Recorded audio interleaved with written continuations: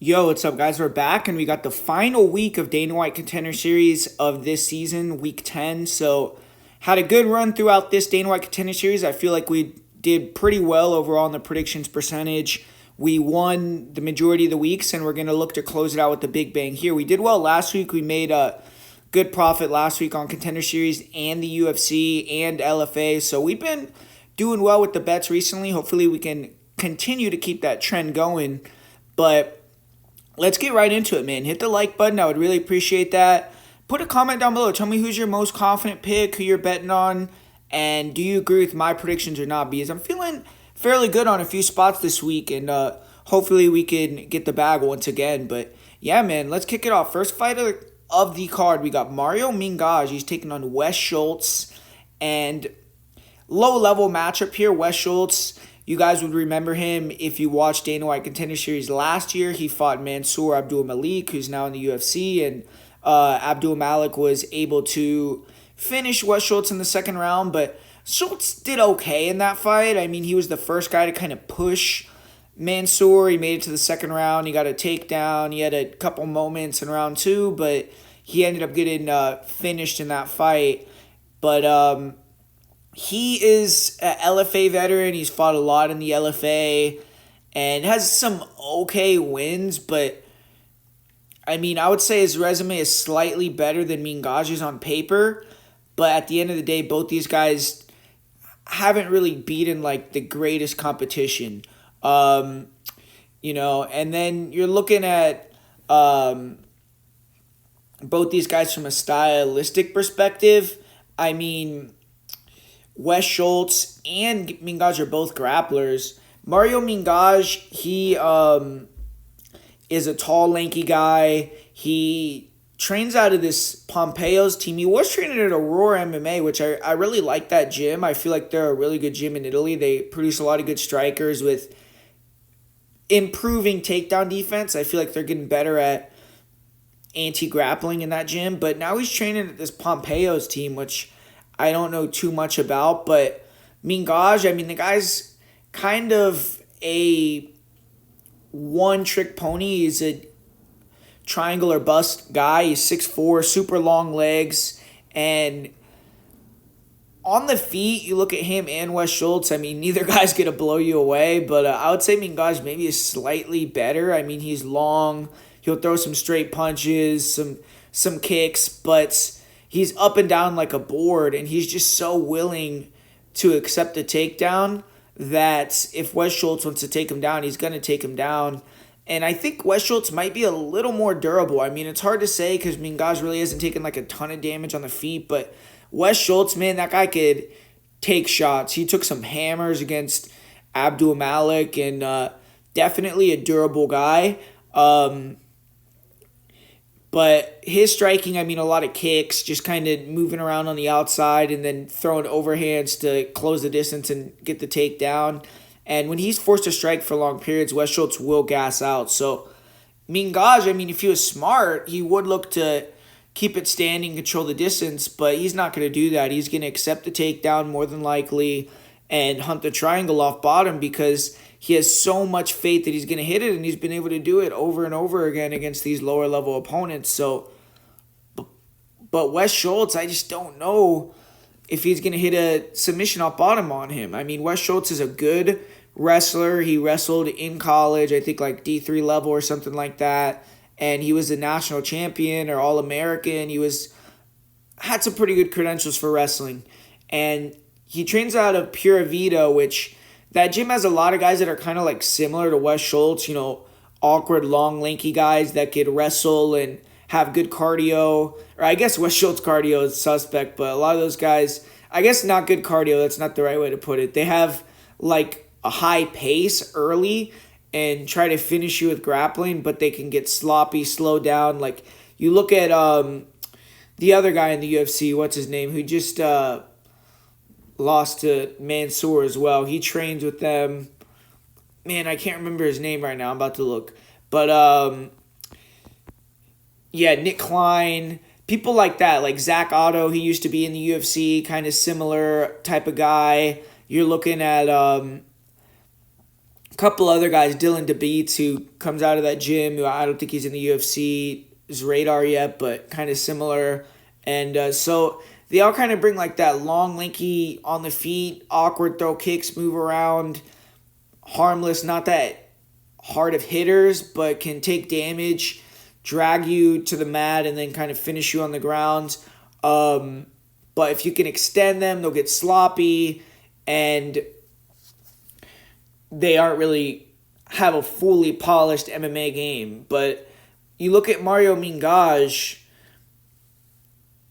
I think he's good at getting the triangle because he could hit it from both sides, which is impressive. But I think that Wes Schultz is going to pass the guard. He's going to try to be a lot less willing to stay there as long as he doesn't totally gas out, which I have seen Schultz get really tired in previous fights. But Mingaj is triangle or bust, and at this level, you just got to say that Wes Schultz is probably going to go out there and win this fight. I think he can win a decision. I think he can win with ground and pound, but Wes Schultz at that price, at chalk, I don't think it's a good bet. So kind of a pass fight for me.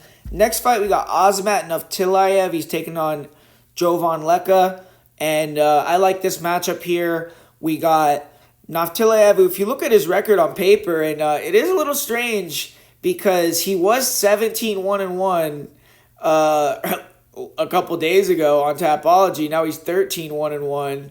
So that's just kind of fueling the fraud rumors here because you look at his record, a lot of his wins, like 11 of his wins there were against guys that had 0 pro fights or 0 pro wins or a losing record as a pro. And even his wins against guys that had better records, it was kind of a joke. Like his last fight, he fought this dude that was 11-6, but I have no clue how he could have won 11 fights. This guy, Daniel Elbayev, I mean, just a short, fat guy, went out there, got finished extremely fast. But, yeah, they're taking wins off this guy's record. You look at the guys that he's beaten, nothing that's impressive. The other couple wins that he has against guys that are like a little better, like 40-year-olds who are at the very end of their careers. And then he had a really strange fight with Edvan Santos where, I mean, it looked to me like he got knocked out. He was out unconscious on the ground. He got illegally kneed, I guess, or something. But they woke him up. He woke back up, continued the fight, and then somehow, he was able to turn it around and get the victory. So that was even a very sketchy fight too. So I'm just kind of questioning this Azamat guy a little bit. But, I mean, one thing I will say is he does have a lot of heart. I mean, in that Santos fight, I don't know how he was able to turn that around and get the win because he took so much damage. And he's had other fights where he's had blood all over his face or he gets put in a really bad position on his back and is able to kind of power out of it. But, I mean, I'm just not totally sold on him. But you look at Leka, he is a young guy, 23 years old, so I like that. He's way bigger than Naftilayev. That's one thing about Naftilayev. He's kind of a small heavyweight, 6'1", 234, which, a lot of people that's like the Cain Velasquez type of build. So a lot of people have had success with that, but he's taking on a 6'5" guy with a 79-inch reach, 260, and he's going to be wanting to wrestle him, which that's going to be obviously a lot harder to do when you're 30 pounds lighter than your opponent. And Leka, he has not been a pro for that long, I think 2022, 2023, but he's had a lot of fights in a short period of time. He's really bulked up that experience and fought different styles. He actually has probably fought the better opponents overall. And I like Jovan Leka. On the feet, he's a little bit he can be too nonchalant to me sometimes. He'll have guys that he can get out of there and let them hang around for too long, just throwing straight punches, picking his shots a little bit too much and not letting go, throwing leg kicks and then letting guys off the hook when they're clearly hurt. But he's usually able to get the finish, and maybe at heavyweight it is good to be a little bit more cautious and careful. But he also has decent grappling. Like, I think people are disrespecting his grappling a little bit. I've seen him use leg locks to sweep guys, defend takedowns pretty well. He isn't like the best. Like, if you do put him flat on his back, you can control him, and you don't want Naftiliev taking him down, but I think his wrestling, his grappling is serviceable enough. If he can get back up after he's taken down, which I've seen him do 1-2 times in this fight, I think Naftiliev will be very tired. And you look at Naftiliev style-wise, he throws a lot of kicks, which I don't like for heavyweights. He'll throw like a lot of like feinting up top, and then he'll throw a leg kick with his hands completely down, which is just, I think he's just begging to get knocked out by Leka when he's doing that. But he has a really good single leg. That's one thing I like about him. His single leg is nice. He'll throw these sacrifice throws in the clinch, which sometimes you'll hit him, sometimes you'll pull guys on top of him. And ultimately, man, I think that Naftiliev, maybe he could land a big couple punches early or get a takedown, but I think Leka is going to be able to get the range and just finish him at some point. I think he's much better. So I like that line on Leka even at minus 125. And keeping it going, we got Michael Oliveira taking on Victor Valenzuela. And fun fight here. I mean, I think Valenzuela is actually really good. I bet on him in his last fight. He was a underdog against Bruce Whitehead and was able to go out there and get a really quick knockout finish. MMA Masters guy, he's 31.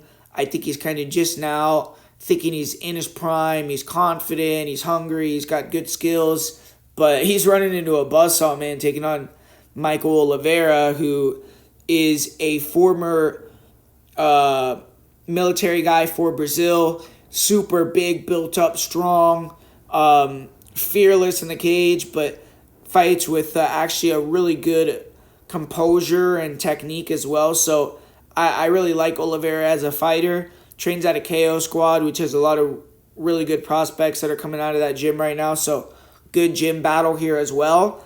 And he's just much bigger, and he has a huge reach advantage, which is going to be a massive thing for him in this fight. And you look at Oliveira, great distance control. The guy has exceptional hand speed. He throws combinations. He's really good at pull countering. He can move in and out of range really well. The only thing I don't like is sometimes he can't kind of sit in front of guys and throw more speed than power, and he's kind of just touching, and he'll let like left hooks come in or little punches come in and land on him. And against Valenzuela, that's one thing that Valenzuela is good at. He's landing nice counter punches in between fighters' strikes, and he's good at landing that left hook. So Oliveira just has to be a little bit careful. He has to respect the counters and the power of Valenzuela, but if he keeps the distance well and uses his speed, Valenzuela is going to find a really difficult time landing on him. And I think that Oliveira is going to be able to land clean on Valenzuela early and often. Valenzuela is one of these guys that's willing to sit in the pocket, and he'll take one to give one. He has decent counter ability, but a lot of the time he's getting hit with a lot of strikes, getting hurt early, and then he'll come back on you and get you out of there. So he's a durable guy. He's tough. Seems like he can wrestle and mix it up a little bit. And in this fight, if I'm Valenzuela, I'm going straight for the double. I'm trying to test Oliveira's wrestling because we haven't really seen that in MMA or his grappling. But if you look at his background, he does have a wrestling background. So he's probably going to be very physical, hard to take down as well. And I think he's going to find the knockout. So Oliveira, KO round 1, round 2 is the prediction there for me in that fight. Next one, we got Marwan Rahiki. He's taking on Aninias Mulumba. And really good matchup here. I actually like both these guys. Mulumba is yet another one of these guys out of Elite Training Center. I guess they really loved Mufasa, and they're like, any guy that looks like he could somewhat fight, let's get him out of this gym and try to see what he could do, because they got Kubanza, they got a couple other guys from this gym, and now they got Mulumba all on this season. So shout out to Elite Training Center in Africa. They're definitely, churning out some guys that are getting some attention, and this is a big opportunity for Mulumba. I mean, they've kind of had mixed results where some of them have done well, some of the Africans have lost, and Australia they've always historically done really well on Contender Series. So Marwani's a big favorite, I think, for a reason. But matchup-wise, I think that Metal here, Malumba, is getting a little underrated. I mean, Malumba's a really big guy. He's going to be more physical. He's a little older. Rahiki, he's very skillful. I mean, the guy has incredible striking. He has a good resume. He's fought for Hex. He's fought for some other good promotions down there in Australia. But he's one of these guys that he likes to throw a lot of spinning stuff. He throws a lot of straight punches down the middle. Very polished, skilled striker that's throwing a lot of long strikes, catching you with full extension and hurting you. He's really good at attacking the body. That's something that I like, especially in a matchup with Malumba, who looks really big and durable, because it's probably going to be hard to hurt him to the head, but if you keep going to his body, you're going to make it harder for him to take you down, and you're going to potentially be able to start to accumulate damage on him and maybe get him out of there with the body shots or up top after you start to work him over. But Malumba, if he could close the distance and kind of just make it a brawl, take that space away from Rahiki on the feet, he's probably going to be very competitive there. Rahiki doesn't seem like he's like the greatest guy in the pocket or exchanging or just being in that close, dirty boxing type of range. And Malumba has good wrestling. If he gets on top of you, he's very aggressive. So he could beat you up from that top position. He could submit you. Seems like he's not necessarily like the greatest, most polished grappler, but very physical. And if he gets on top of Rahiki and can start to really bully him a little bit, maybe he could snowball and find that finish. So I think this is a dog or pass, honestly. But from a skill perspective, Rahiki has been taken down. He's got him back up. He's shown good sweeps. He's fought wrestlers and he's beaten them. He's fought good grapplers and he's beaten them. And I think that he has a significant advantage on the feet. He's more skillful. So even though I like the intangibles from Malumba, I think he's going to come in good shape. I think he's going to pressure. I feel like probably Rahiki will find the finish or win a decision. But next fight, we got Juan Diaz. He's taking on Juan Ilquan or Quan Ilwan.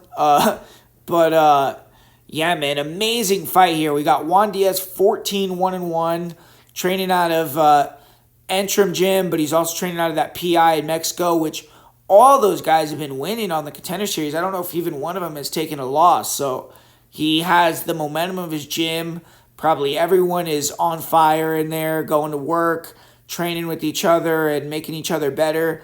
And he's going to have that confidence. He's also a champion that's on a pretty long win streak. And the one loss that he did have, he should have won that fight. It was a robbery. So he probably should be undefeated.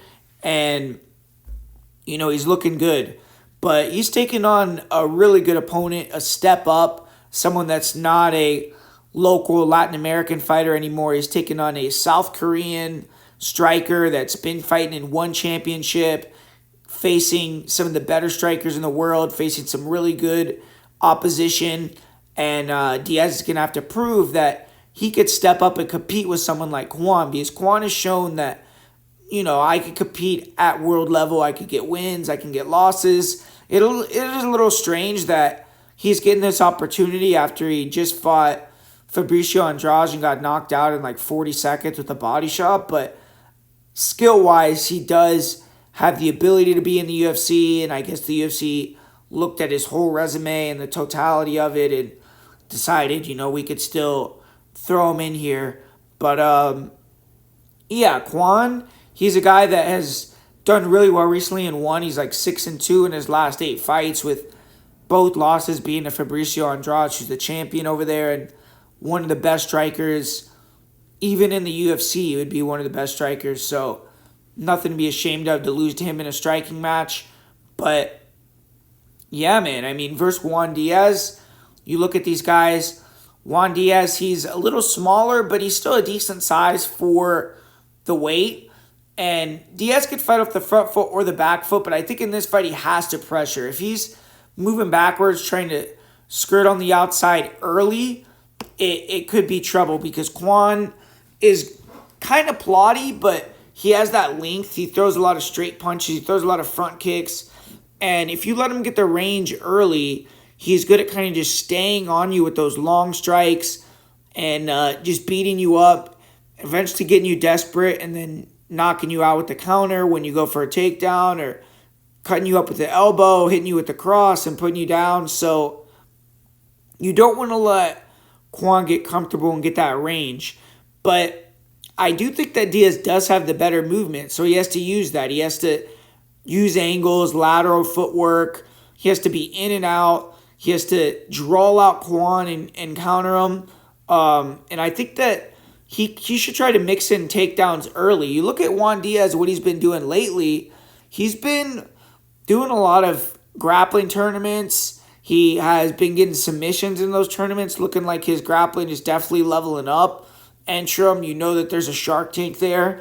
And if anything with Kwon, the one thing you could say negative about him is he can get taken down. His takedown defense has really gotten a lot better, but if Diaz does get his back or get his neck early in a front choke position, maybe he could get a first-round submission and really show out. He only has 2 submissions on his record, but I do think that wrestling and, maybe getting to the back early, getting to that front headlock position early is a path to victory and something that he should do. And even if he doesn't get the takedowns early, it'll keep Kwon honest for the rest of the fight. But Kwon Il-Wan, he's someone that, usually is a little plotty, and I think that Juan Diaz can move around him even on the feet. Juan Diaz on the feet is better at throwing combinations than Kwon. Kwon's one of those guys, like I said, he stays on you with the long strikes, single right hands, 1-2s sometimes, but a lot of 1-2 strikes at a time, trying to land clean, trying to land sharp. Whereas Juan Diaz, he's liking to throw combinations, body head. He's looking to slip and rip with long combos. And I think Kwon has to go to the legs and go to the body versus Diaz because it's hard to hit him to the head. And for Diaz, I think he should try to mix in the takedowns, try to get in his face, throw combinations, and then go to the body as well because we've seen Kwon finished twice recently with liver shots. So I feel like this is a dog or pass situation here. I think Diaz, his camp has been rolling. He's someone that is a champ. There's a lot of confidence right now. I think he could win with mixing up with takedowns, and if he can establish the wrestling, I think he could be pretty competitive on the feet. And for Kwon, I think that he's good, but a lot of those Asian fighters, they have trouble when they come over to the United States the first time with the travel and everything like that. And I think he could have a flat performance here, and Diaz will get the win on him. So I'm going with Juan Diaz. And last fight on this Contender Series season, Freddie Vidal versus Levi Rodriguez. What a fight to end the season. They could have picked a much better fight even on this fight card, but Freddie Vidal, second time on the show. He had one of the best moments, I guess you could say, in Contender Series history because very dramatic finish where he was on his way to losing the fight.